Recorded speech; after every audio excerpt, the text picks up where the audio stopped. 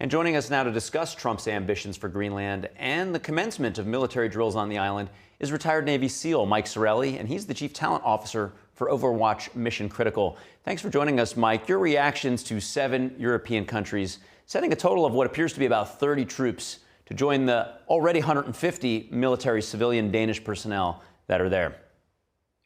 Yeah, it's an extremely small number. If that's Europe's response to resistance to Trump's plans, you can only classify that as weak. Now, I want to get your view on how focal Greenland is, specifically with Russia and China ambitions, Trump citing that as the need for why the U.S. should bring Greenland into the fold. The Arctic is going to become the new battleground. As we see the ice caps melt, the navigable routes increase. So Russia's their ice-breaking fleet capability is one of the largest in the world. The U.S. plans to catch up to that.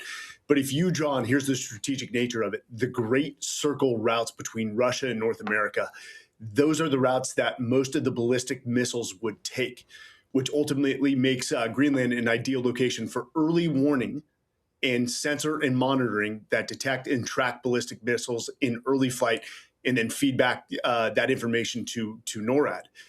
Additionally, the GIUK, which is the Greenland, Iceland, UK gap, is of strategic importance. Russia has built up their Arctic fleet well beyond many capabilities. So they are the current competitor. China is a long-term competitor. But that gap, the GIUK gap, allows us to monitor that choke point for Russian submarines traveling from the Arctic into the North Atlantic. So that's why this is of such strategic nature. Now, what Trump is doing is, does he plan to invade Greenland? No. We recognize that Greenlanders have a right to self-determine and self-govern.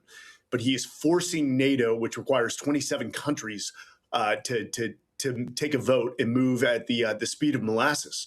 So he's forcing them to, focus on the strategic importance of Greenland, which will most likely result in a partnership with Denmark and the NATO countries.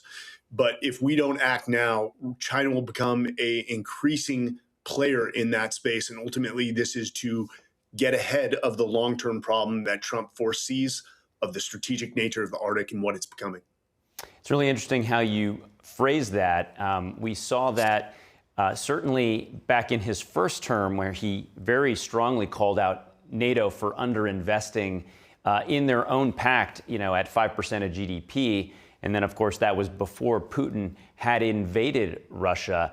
So your view is that any outcome is good because it gets friendly forces to invest and take note of Greenland, or does ultimately he feel that NATO isn't up to the task the way that the Americans are in doing what needs to be done to prevent, any additional Russian and China aggression? The way you phrase it, it's probably a bit of both. NATO is already fractured. And if anyone says this has the potential to fracture NATO, that's existed for over a decade because our partners, our allies, have not carried the burden, as you referred to, their lack of GDP spend on defense. So this is I think, a beautiful tactic. We know Trump is a negotiator to force them to the table and hold them accountable. But they do not have the military capability that the U.S. has. We need, and we have Pituffik, which is run by Space Command, located, I believe, in northwest Greenland. But we need sub bases, we need ship bases, not only for trade, but also for defense. So, I sort of bucket NATO and the UN in the same category, and that category is ineffective. Mike, you bring up Pituffik, and the U.S. having no claim to Greenland already has about the same size of investment as do the Danish. What has been happening under Danish involvement? Of course, their claim to Greenland goes back to colonial times, but it seems like they haven't really put too much investment as it relates to military or security in that region. No, you're absolutely right. And I think what set up alarm bells is when China began conversations to invest in airports. That's sort of their road and belt initiative. It's what they've done with Africa, and they've essentially bought the rights to Africa. Trump is stepping in, much like removing Maduro from the from Venezuela. He's removed Russia and China from the Western Hemisphere. he's leaning forward to remove China from this area as well. But it also brings up the subject of rare earth and critical minerals, which we know that Greenland is rich in minerals, poor in infrastructure. So this is a future investment, especially from a trade perspective and a resource perspective, that can not only be accretive for NATO, Denmark, Greenlanders, but also the United States. And Mike, in terms of like the phrase, everything is for sale, it's just about negotiating and getting to the right price. What are your expectations in Greenland and the posturing of Denmark and NATO to some extent? Yeah, it is a negotiation tactic.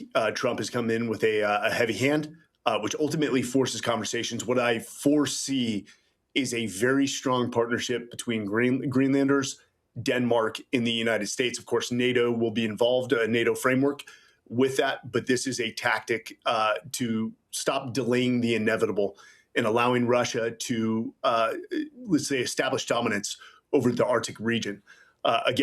Those trade routes are invaluable to not only our NATO partners, but the United States and Greenlanders themselves. I appreciate you breaking it all down for us. Mike Sarraille, good to see you. Thank you. Thank you.